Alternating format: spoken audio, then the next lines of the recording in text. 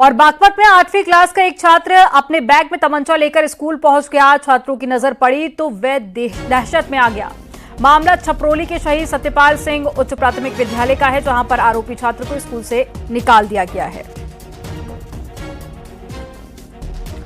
तस्वीरें आपको दिखा रहे हैं, तस्वीरें आप देखिए। तो तमंचा रखा हुआ था और ये तस्वीरें भी आपको दिखा रहे हैं। तो बागपत से ये पूरा मामला सामने आया, जहां पर 8वीं का छात्र अपने बैग में तमंचा लेकर पहुंचा था और जब इसकी जानकारी स्कूल के मैनेजमेंट तक पहुंची तो छात्र को निकाल दिया गया। तो पहले छात्रों की नजर पड़ी और वह दहशत में आ गए, जिसके बाद में स्कूल मैनेजमेंट को इसकी जानकारी दी गई।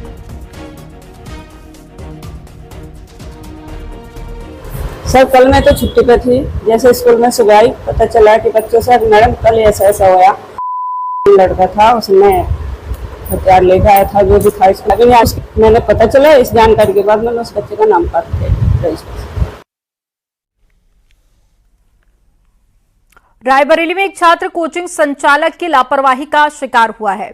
11वीं क्लास का छात्र कोचिंग की बिल्डिंग के ऊपर से जा रही 33,000 वोल्ट लाइन की चपेट में आ गया। अस्पताल में डॉक्टरों ने उसे मृत घोषित कर दिया। मामला जगतपुर कस्बे का है। कमलेश सर की मैथ्स क्लास के नाम से चलने वाले कोचिंग में हादसा हुआ है। हादसे का शिकार हुआ निशांत वाजपेयी भीकम गांव का रहने वाला है।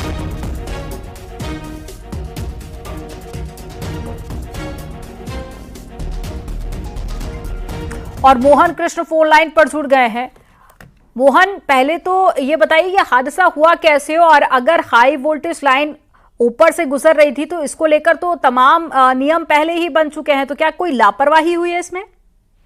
जी, आपको बताना चाहेंगे जो अभी सरकार द्वारा जो अभियान चलाया गया था बेसमेंट में कुछ कोचिंग सेंटरों को लेकर, उसमें जिला प्रशासन ने अपनी तरफ से तो कोचिंगों की जांच कराई, लेकिन जो कोचिंगों के संचालन के लिए जिम्मेदार होते हैं डीआईएस, जो कोचिंगों के करते हैं कि कितने छात्र होंगे, वहाँ पे क्या सुविधाएं हैं क्या सुविधाएं नहीं है, वो इस पूरे मामले से ये डीआईएस बिल्कुल दूर थे।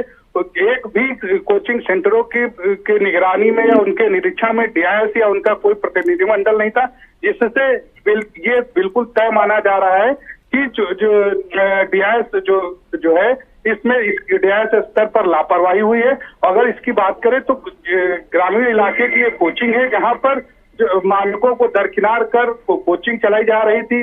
कोचिंग के ऊपर हाई टेंस 33,000 की लाइन जा रही थी, वहां पे उसको अनुमति किसने दी, वहां वो कैसे चल रही थी, इसकी जांच करने वाला कोई भी अभी तक जिम्मेदार सामने नहीं आया है कि आखिर इतना बड़ा हादसा हो गया। एक छात्र कक्षा 11 का छात्र जो कोचिंग पढ़ने गया था उसकी मौत हो गई, लेकिन अभी तक जिला प्रशासन की तरफ से कोई भी जानकारी या जांच का कोई भी हवाला नहीं दिया गया। जानकारी देने के लिए बहुत शुक्रिया आपका।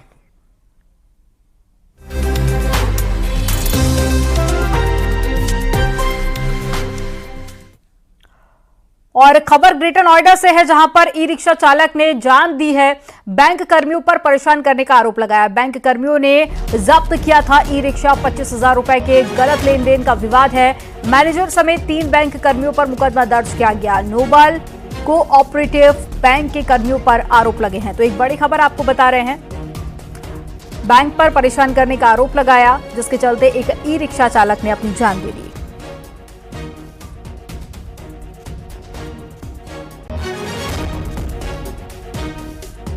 बादिया द्वारा थाना बिसरक में प्रार्थना पत्र दिया गया, जिसमें उन्होंने नोबल कोऑपरेटिव बैंक के कर्मचारियों पर आरोप लगाया कि 25,000 रुपये के गलत लेन देन को लेकर बैंक कर्मियों द्वारा उनके पति का ई रिक्शा बैंक में गैरकानूनी तरीके से रख लिया गया। जब उनके पति अपना ई रिक्शा छुड़ाने गए तो बैंक कर्मियों द्वारा उनके साथ दुर्व्यवहार किया गया, जिससे क्षुब्ध होकर के उनके पति द्वारा आत्महत्या कर ली गई। बादिया के तहरीर पर सुसंगत धाराओं में अभियोग पंजीकृत किया गया है। गुण दोष के आधार पर शीघ्र ही विवेचना का विधिक निस्तारण सुनिश्चित किया जाएगा। तो 25,000 रुपए के गलत लेन देन का ये पूरा विवाद है और ई रिक्शा चालक का ये कहना था कि बैंक द्वारा परेशान किया जा रहा है। और ज्यादा जानकारी के साथ में हिमांशु शुक्ला जुड़ गए हैं। हिमांशु, ये क्या है पूरा मामला और फिलहाल पुलिस की तरफ से क्या कार्रवाई की गई है? बिल्कुल, देखिए आपको बता दें, ये नोबल कोऑपरेटिव बैंक के कर्मचारियों पर आरोप लगा है कि ई रिक्शा चालक को प्रताड़ित किया गया। दरअसल में जो जानकारी मिली है उसके मुताबिक ई रिक्शा चालक का जो इंस्टॉलमेंट था वो जमा नहीं हुआ था और इसके चलते ई रिक्शा को जबरन बैंक के बाहर जो है वो कब्जे में ले लिया गया था और ऐसे में वो ई रिक्शा चालक परेशान भी था। साथ ही उसे जो उसकी पत्नी ने आरोप लगाए हैं और पुलिस को शिकायत दी, उसमें यह बताया कि उसके पति को, जो ई रिक्शा चालक था, उसको प्रताड़ित किया गया है और इस प्रताड़ना की वजह से ही उसने आत्महत्या की है। लिहाजा जब पुलिस को शिकायत दी गई तो पुलिस ने उस पर संज्ञान लिया है और बैंक के मैनेजर सहित 2 अन्य कर्मचारियों के खिलाफ ये मुकदमा दर्ज कर लिया गया है और अब आगे की कार्रवाई की बात कही गई है। फिलहाल इसमें पुलिस ने विवेचना के लिए जिनको विवेचना सौंपी उनसे कहा कि जल्द से जल्द अपनी इन्वेस्टिगेशन पूरी करके पुलिस को जांच रिपोर्ट सौंपे और उसके बाद आगे कार्रवाई की जाएगी। जी, जानकारी देने के लिए बहुत शुक्रिया हिमांशु आपका।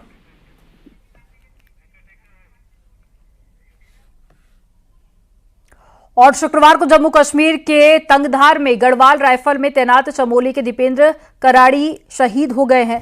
दीपेंद्र कराड़ी को श्रद्धांजलि देते हुए पौड़ी से बीजेपी सांसद अनिल बलूनी ने सोशल मीडिया प्लेटफॉर्म पर लिखा कि चमोली के पोखरी ब्लॉक के निवासी दीपेंद्र कंडारी जी के शहीद होने का समाचार अत्यंत दुखद एवं हृदय विदारक है। भगवान बद्री विशाल से प्रार्थना है कि पुण्य आत्मा को अपने श्री चरणों में स्थान दे एवं शोकाकुल परिजनों को इस असहनीय पीड़ा सहने की शक्ति प्रदान करे।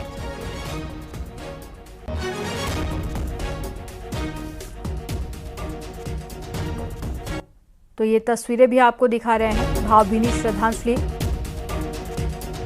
दी गई है।